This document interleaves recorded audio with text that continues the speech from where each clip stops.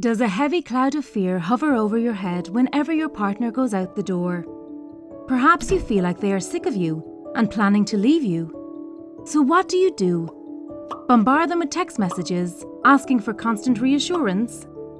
When you go out with your friends, do you feel like they may secretly not like you? The feeling may be so overwhelming that you call it a night and head home, promising yourself never to make plans with them again.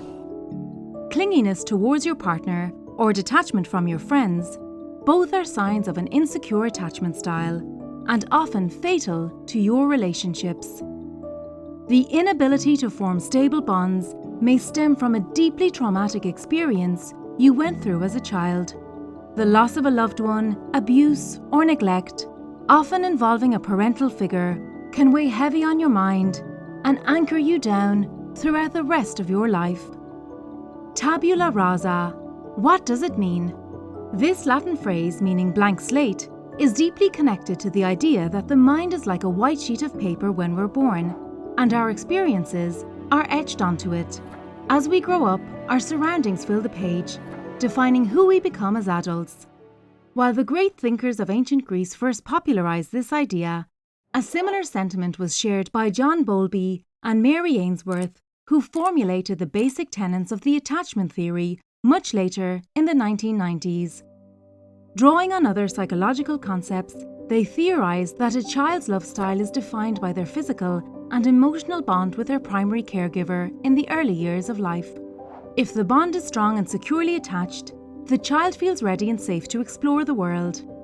On the other hand, a troubled childhood and strained relationships with a parent or caregiver can make a child insecure and afraid of trusting others. Later on, the child carries this fear and uncertainty to their adult relationships. According to the attachment theory, there are 4 types of adults with 4 distinct attachment styles. Number 1, the anxious preoccupied. The anxious preoccupied adult often exhibits attention-seeking or people-pleasing behavior.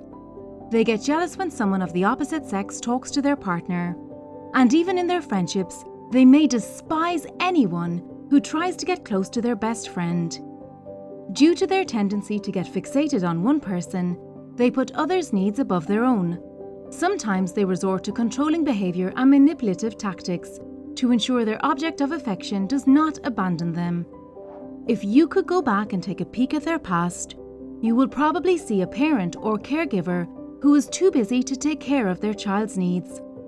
The caregiver would sometimes shower the child with love and attention, and on other days, they may forget to feed the child or listen to their problems. As a result, the child grows into an adult uncertain about their worth, whether they are worthy of love. In other words, the anxious preoccupied is insecure, needs reassurance, and suffers from a lack of self-esteem. Number 2, the avoidant dismissive. Once you learn about the various attachment styles, you see them everywhere, in yourself, your friends, partner, parents, and even in movies.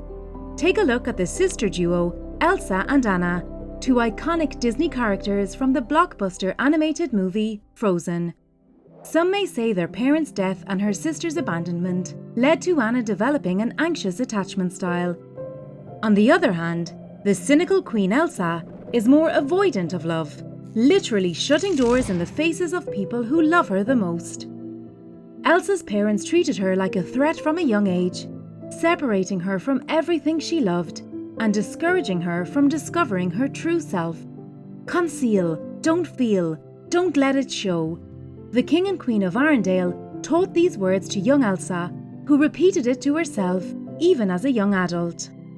This type of avoidant dismissive adult is uncomfortable with emotions, withdraws from their partner or friends, and becomes distant at the slightest chance of having a meaningful relationship. Number 3, the disorganized. For most children, their parents are a source of comfort and safety, but sometimes parents may be burdened with their own unresolved issues, which they take out on their child or in front of them. Perhaps the parent was an alcoholic who often exhibited erratic behavior, or maybe they were a serial abuser who continually traumatized the child. Confused and fearful, the disorganized adult may see the parent and any other loved ones as a threat. And there's more bad news. They may imitate the toxic traits of the caregiver, often subjecting loved ones to similar abuse they faced as a child.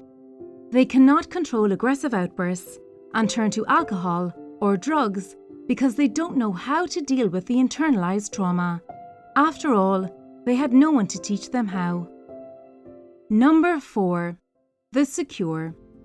Children who received love and affection from caregivers, who themselves were able to handle their emotions maturely, grow up to be secure adults. They are self-assured, openly seek comfort from their loved ones, and are reliable friends or partners. Temporary emotional or physical distance does not throw them off, and when they meet a roadblock in their relationships, they overcome it with healthy dialogue and coping mechanisms. Do you see yourself as a secure adult, or relate more to the anxious preoccupied, avoidant dismissive, or disorganized adult? Regardless of the attachment style, recognizing it is half the battle. Even if you identify as a secure adult, you must continue doing whatever it is you are doing, no matter what. After all, traumatic experiences at the hands of a loved one can come even in adulthood. With that being said, a certain friend may backstab you, or a partner may cheat on you. As a result, you may develop negative thought processes that catapult into an insecure attachment style. At the same time, be mindful that the attachment theory is just that, a theory. It should only serve as a guide to help you recognize your flaws and work on them. Self-diagnosing or self-labeling can be dangerous, as it may trick you into thinking there's no hope and your personality is set in stone. In fact, you should rely on mental health professionals to pick your brain and help you put it back together, trying to resolve childhood trauma one memory at a time. And although we are very secure in our relationships, we'd love to have you back on our channel, so go ahead and hit that subscribe button.